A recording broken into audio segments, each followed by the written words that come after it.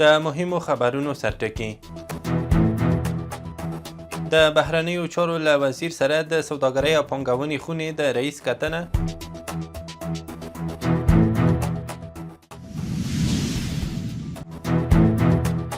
د عامه روغتیا وزارت له وزیر سره د چین د سفیر لیدنه.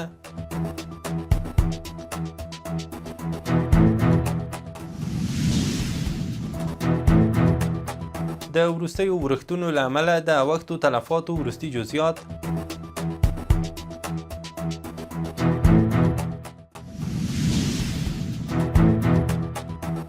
او د بلوچستان په کویټه کې د ګازو د نلیکې پرې کېدل.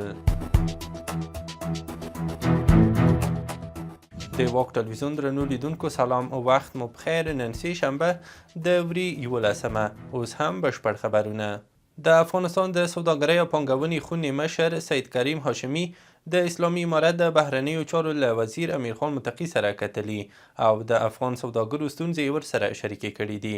هغه د ستونزو پر له منځه وړلو، د اسانتیاوو پر رامنځته کولو او د سیمې او نړۍ له هیوادونو سره د اقتصادي اړیکو پر پیاوړتیا ټینګار کړی دی. ورته مهال بهرنیو چارو وزیر ژمنه کړې چې د افغان سوداګرو ستونزو ته به له اړونده ادارو سره په همغږۍ رسیدنه کوي.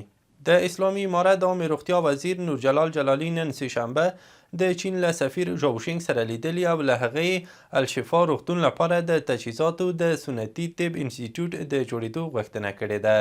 له یاد وزارت څخه خپره شوې خبرپاڼه کې راغلي چې د چین سفیر د سنتي طب برخه کې د روغتیایي کارکوونکو د روزنې ژمنه ورسره کړې ده.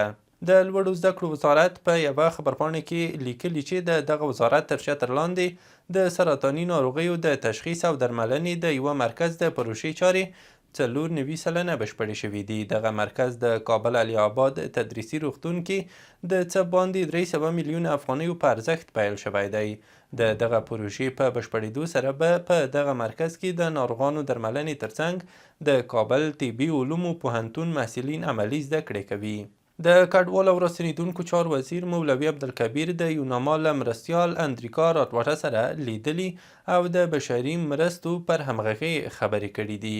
له یاد وزارت څخه خپره شوې خبرپاڼه کې راغلي دې ناسته کې راتواټه ویلي چې د اسلامي امارت له غوښتنو سره سم د ملګرو ملتونو د ادارو له لوري د مرستو لویه برخه پر اوږدمهاله پراختیایي پروژو لګول شوې ده. هغه دغه راز د پاکستان پوځي رژیم له لوري د ملکي کسانو پر مرژوبلې او بې ځایه کېدو له امله هم اندېښنه ښودلې ده. بل لور ته مولوي عبدالکبیر د ملګرو ملتونو مرستې مهمې بللې او زیاته کړې ده چې اوس هم پر فرضي کرښه پرتو سیمو کې پر اړمنو او بې ځایه شویو کورنیو د مرستو د ویش لړۍ روانه ده. له پیښو سره د مبارزې چمتووالي ملي اداره وایي په تیرو 24 ساعتونو کې د هیواد په یو شمېر ولایتونو کې د سیلابونو، غره ښویېدنې او تندر پرېوتو له امله د درنو مالي زیانونو ترڅنګ 14 کسان مړه او 12 نور ټپیان شوي دي. د یادې ادارې د اطلاعاتو او خپرونو رئیس او ویاند حافظ محمد یوسف حماد وایي چې د ورښتونو او سیلابونو له امله 480 کورونه، 1423 جریبه کرنیزې ځمکې او 23 د اوبو څاګانې او شبکې هم تخریب شوي دي. د دفاع وزارت د ویاند مرستیال صدیق الله نصرت پر ایکس لیکلي افغان دفاعي ځواکونو د کونړ په دانګام ولسوالۍ کې له فرضي کرښې ها غاړه د پاکستان د پوځ یوه پوسته په نښه او له منځه وړې ده. د ښاغلي نصرت په وینا دا هغه پوسته وه چې د افغانستان په لور یې ډزې کولې او ملکي خلکو ته یې زیان رساوه. د ننګرهار د اطلاعات او کلتور ریاست د اطلاعاتو امیر قریشي بدلون رسنیو ته وویل چې د تورخم دروازه ها غاړه د بند پاتې افغان کډوالو پر مخ پرانیستل شوه. دغه وزارت د مسافرو او ترانزیت پر مخ د پخوا په څیر لا هم بنده ده. د کانونو او پټرولیم وزارت په هیواد کې د ټاپي پروژې د عملي کارونو د پرمختګ خبر ورکړی او ویلي دي چې تر دې دمه شاوخوا 25 کیلومتره د ګاز نلیکه غځول شوې ده. د یاد وزارت ویاند همایون افغان پر ایکس پاڼه لیکلي چې د ټاپي پروژې رغنیزې چارې په هرات ولایت کې د پام وړ پرمختګ کړی دی. د هغه په وینا تر دې دمه 25 کیلومتره نللیکه غځول شوې او د پاتې برخې د عملي کولو لپاره شاوخوا 120 کیلومتره سیمه هم چمتو شوې ده.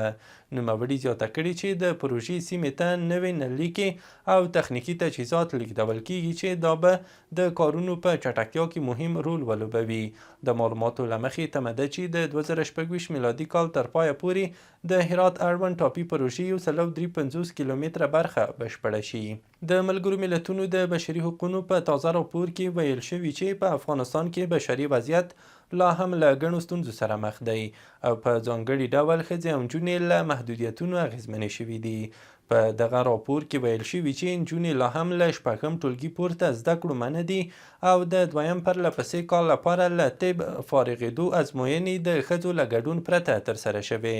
دغه راپور چې د اګست 2025 کال د روان کال تر جنورۍ میاشتې پورې موده پکې شامله ده، د اقتصادي ستونزو، وچکالۍ او د بشري مرستو د کمیدو یادونه کوي او ټینګار کوي چې د خلکو د ژوند د ښه کېدو لپاره لا زیاتو همکاریو ته اړتیا ده. د هرات د پاشدان بند اوبه د لومړي ځل لپاره د کرنیزو ځمکو خړوبولو په موخه خوشي شوې. ولایتي مسؤلینو د بند د ساتنې او مراقبت پر اهمیت ټینګار کړی او له خلکو یې غوښتي چې له اوبو څخه اغېزمنه ګټه واخلي.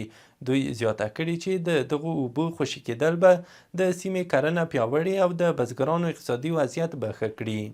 د کندهار په صنعتي پارک کې د پنبې له دانې د غوړیو تولید پراخ شوی او هره ورځ شاوخوا 200 ټنه غوړي تولیدېږي. د کارخونو مسؤلین وایي چې دا مهال 10 کارخونې فعالې دي چې په کلني ډول تر 50,000 ټنو پورې تولید کوي او په دې برخه کې څه باندې 3 میلیونه ډالر پانګونه شوې ده. د مسؤلینو په خبره د کورني تولید دغه زیاتوالی نه یوازې د وارداتو اړتیا کموي بلکې د هیواد اقتصادي ودې او د کرنې سکتور په پیاوړتیا کې مهم رول لري. په تیره یوه اونۍ کې د اوسپنې پټلۍ له لارې څه باندې 150,000 ټنه انتقالات ترسره شوي دي. ټولګټو چارو وزارت ویلي چې تیره اونۍ د حیرتان اقینې او تورغونډۍ اوسپنې پټلیو له لارې 150,950 میټریک ټنه توکي لیږدول شوي دي. په یادو توکو کې 63 ټنه توکي صادر شوي دي. د صنعت او سوداګرۍ وزارت ویلي چې په تیر میلادي کال کې د افغانستان او روسیې ترمنځ د سوداګرۍ کچه 538 میلیونه ډالرو ته رسیدلې ده. د معلوماتو له مخې له دې جملې 4 میلیونه ډالر صادرات او 540 میلیونه ډالر واردات دي. د یاد وزارت چارواکي زیاتوي افغانستان روسیې ته خوراکي او غیر خوراکي توکي صادر کړي او له هغه هیواده یې تر ډیره خوراکي مواد او سون توکي په ځانګړي ډول تیل او ګاز وارد کړي دي. د احصایې معلوماتو ملي ادارې ویلي چې تیر کال د ټول هیواد په کچه 132,000 او 580 کسانو ته زیږون کارتونه ویشل شوي چې 80,000 او 551 لویانو او 45,000 او 15 د ماشومانو دي. په تیر 1404 کال کې تر ټولو زیات زیږون کارتونه 15,000 او 351 کابل کې ویشل شوي او تر کابل وروسته په خوست، ننګرهار، بلخ او هرات ولایت کې ویشل شوي دي. همدارنګه په 1404 کال کې د ټول هیواد په کچه 4,000 او 370 کسانو ته د مړینې پارچې هم ویشل شوي چې تر ټولو زیاتې هغه په کابل 11,000 او 259 ویشل شوي دي. د کډوالۍ نړیوال سازمان په خپل تازه راپور کې ویلي چې په تیر 2025 کال کې د آسیا پاسفیک سیمه کې د نړیوالو کډوالیو پر مهال 2,722 کسان مړه یا ورک شوي چې له دې ډلې 1,492 تنه افغانان دي. د راپورونو له مخې په ټوله کې لږ تر لږه 2,440 کسان په دې سیمه کې مړه یا ورک شوي چې 1,540 یې په جنوبي آسیا، 920 په جنوب ختیځ آسیا او 4 تنه په ختیځ آسیا کې دي. یاد سازمان زیاته کړي چې دا دویم پرله پسې کال دی چې د مړو او ورک شویو شمیر له 2,700 کسانو څخه وړي، په داسې حال کې چې په 2024 کال کې دا شمیر 2,745 کسانو ته رسیدلی و. په کویټه کې د ګازو یوه نللیکه په بمونو الوځول شوې چې له امله یې د بلوچستان په ګڼو سیمو کې د ګازو رسونه پرې شوې ده.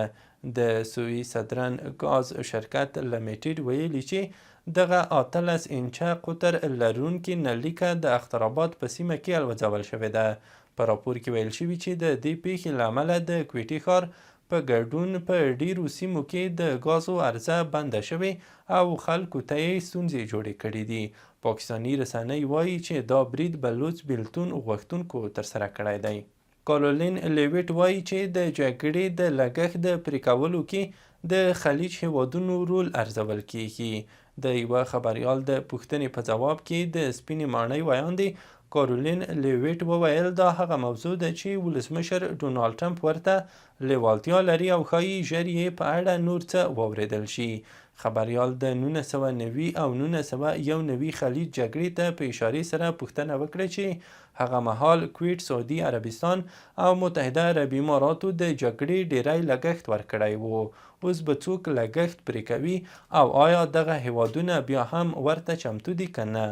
او وروستی خبر مو هم دا چې د اسرائیلو پوځ اعلان کړی چې د لبنان سویل کې د جګړې پر مهال یې 4 سرتیري وژل شوي دي. د پوځ د معلوماتو له مخې په همدې نښته کې 2 نور اسرائیلي سرتیري هم ټپیان شوي دي. دا پیښه داسې مهال رامنځته کیږي چې اسرائیل د لبنان سویل کې خپل ځمکني عملیات پراخ کړي دي. د یادونې وړ ده چې په وروستیو ورځو کې د لبنان په سویل کې د اسرائیلي پوځیانو د وژنې او ټپي کېدو ګڼې پیښې ثبت شوي دي. له ملتیا مو مننه. وروستي او مهم خبرونه مو هم دومره وو.